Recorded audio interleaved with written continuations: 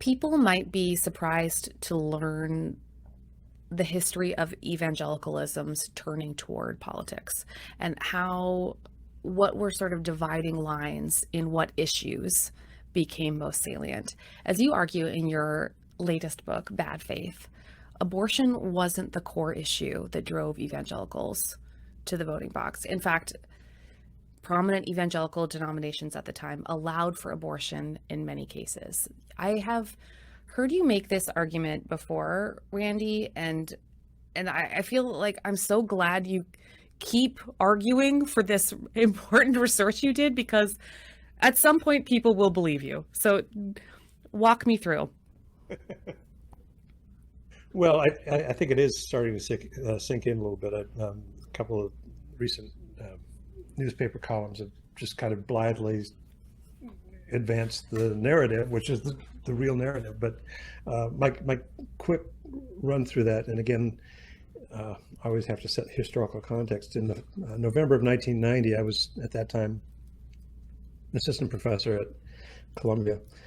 I was invited to a gathering in Washington, D.C., and I was undecided at the last moment whether I was going to go. I had a young family at the time. I was teaching classes. I was trying to do scholarship and so forth. I decided finally to go, and found myself in a hotel conference room with about maybe 36 people. But the people in that room included Ralph Reed, the head of the executive director of Christian Coalition, Richard Land from the Southern Baptist Convention, Richard Viguerie, the conservative direct mail guru, Donald Wildman, the founder of the American Family Association, Carl F.H. Henry, the founding editor of Christianity Today magazine, Ed Dobson, who was one of Jerry Falwell's lieutenants at Moral Majority, and Paul Weyrich, the conservative activist and the architect of the religious right. And so I'm in this room, and I try to figure out why I'm here. I mean, the occasion actually was a 10-year celebration of the election of Ronald Reagan to the presidency. And I hadn't celebrated 10 years earlier, and I wasn't in any mood to celebrate 10 years later, but here I am in this room. And by the way, Grant Wacker was there, and George Marsden were there. But anyway, in the first session, during the discussion, Paul Weyrich stood up and he made this impassioned argument. He said, let's remember that this movement, meaning the religious right, did not get started in opposition to abortion. He said abortion had nothing to do with this. And so he went on, he was really quite emphatic about this. And so there was a break in the proceedings, and I went up to him immediately after and I said, I want to make sure I understood you correctly, that abortion had nothing to do with it. Absolutely not. He said, what got us going was a defense of evangelical institutions from the Internal Revenue Service over the issue of racial segregation. So that set me on far too long, trying to really nail down the real origins of the religious right. Because, as you know, the persistent narrative is that the January 22nd, 1973 Roe v. Wade decision is what impelled them to get into politics, even though they had not been organized before that. And so I won't go through all the steps here, but my first mission was to discredit what I've come to call the abortion myth. That is, that the fiction that evangelicals became engaged politically over the abortion issue. And you know the evidence, and I'll just recount a couple of things here for those listening in. In 1968, the Christianity Today magazine and the Christian Medical Society had a conference to talk about the ethics surrounding contraception and abortion.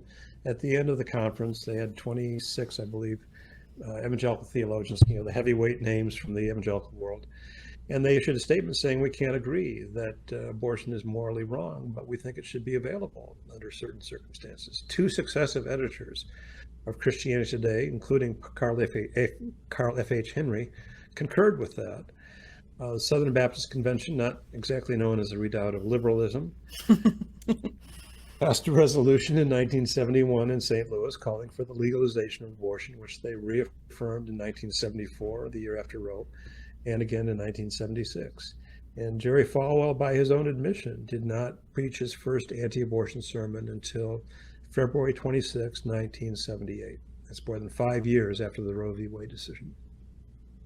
Most evangelicals were silent when the Roe v. Wade decision was handed down, but the ones who commented praised the ruling, including W.A. Criswell, pastor of First Baptist Church in Dallas, and a former president of the Southern Baptist Convention.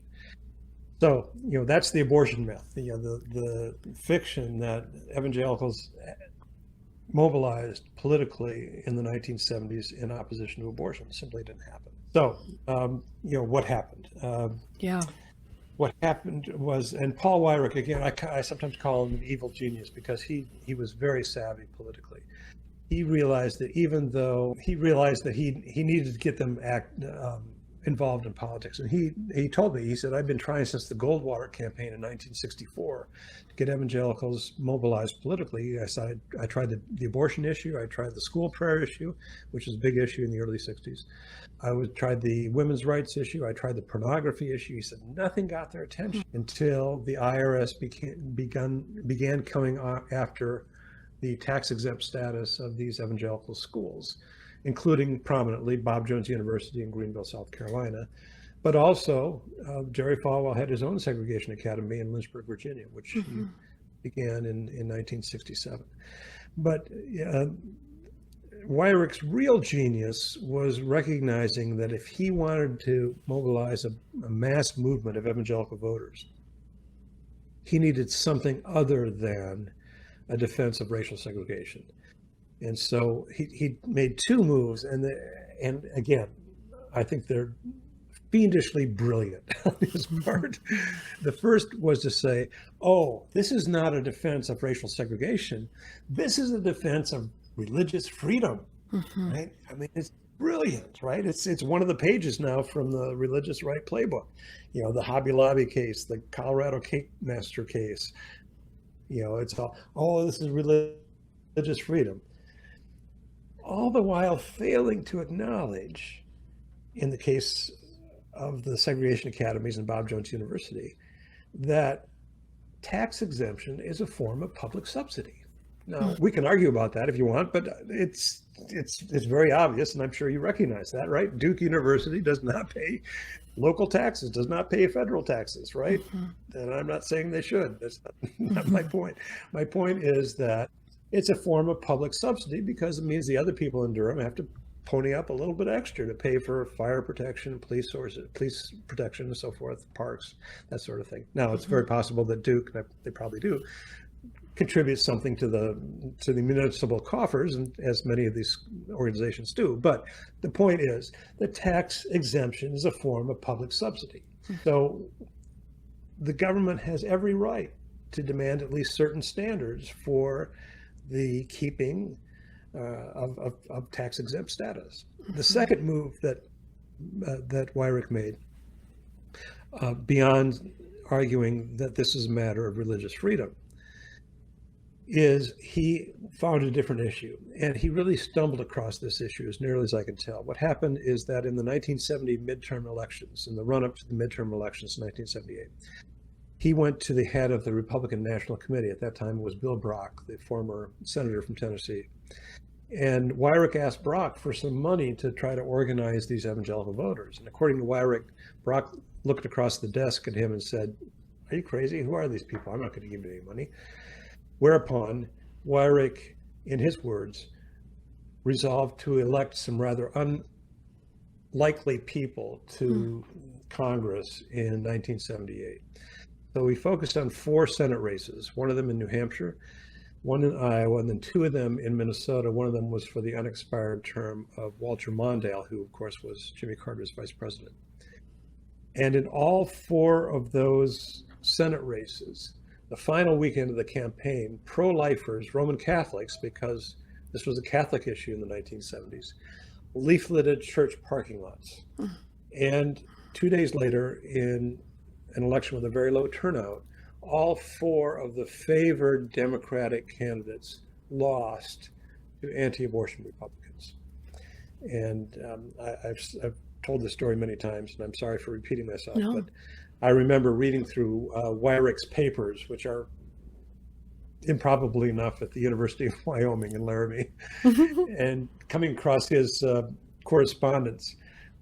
around the 1978 midterm election. It's almost like the papers started to levitate or sizzle even, because he realized he finally found the issue that is going to mobilize grassroots evangelicals. Even so, and I'll add this coda to this little narrative, which is far too long already. As late as August 22nd, the famous rally in Dallas when Reagan addressed the National Affairs briefing, audience estimated somewhere between 10 and 20,000 evangelicals. On that occasion, this is where he famously said, "I know this group can't endorse me, but I want you to know I endorse you and what you're doing." Brought down the House, arguably sealed the evangelical vote in 1980. In that speech, he talked about creationism. He decried Jimmy Carter's regulatory agenda against these evangelical schools because of their racial policies. He did not mention abortion even once in that occasion. This is from I read through his speech out at the Reagan Presidential Library. So even as late as August 22nd, 1980, the Reagan-Bush campaign wasn't sure that the abortion issue was going to work for them with evangelical voters. But of course, we know the rest of the story. By the early 80s, abortion had eclipsed everything else as being a concern for evangelicals. And it's a narrative. This is, again, this is a historian doing his job, right? Going out and finding what really happened to correct frankly, the lies that have been perpetrated to the contrary. But it does matter, I think, because as I argue in bad faith, I think unaddressed racism tends to fester. And you can build this beautiful building, another image I use in that book. You can build this beautiful building with all sorts of filigree and all sorts of fancy appointments. But if it's resting on rotten timbers, in this case racism, I think the whole structure is compromised. You get a brief applause for the unbelievable specificity of the for a point of clarity for people who might assume that the religious right and evangelicalism are the same thing. Could you give a quick definition of the religious right?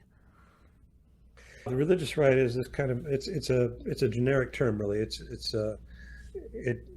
It denotes a constellation of individuals and organizations that have an evangelical identity in one way or another, but who have been kind of knit together in informal coalitions since the late 1970s for political ends. How's that for an on-the-fly definition? I know he's got poise, he's got class, he's got definitional precision.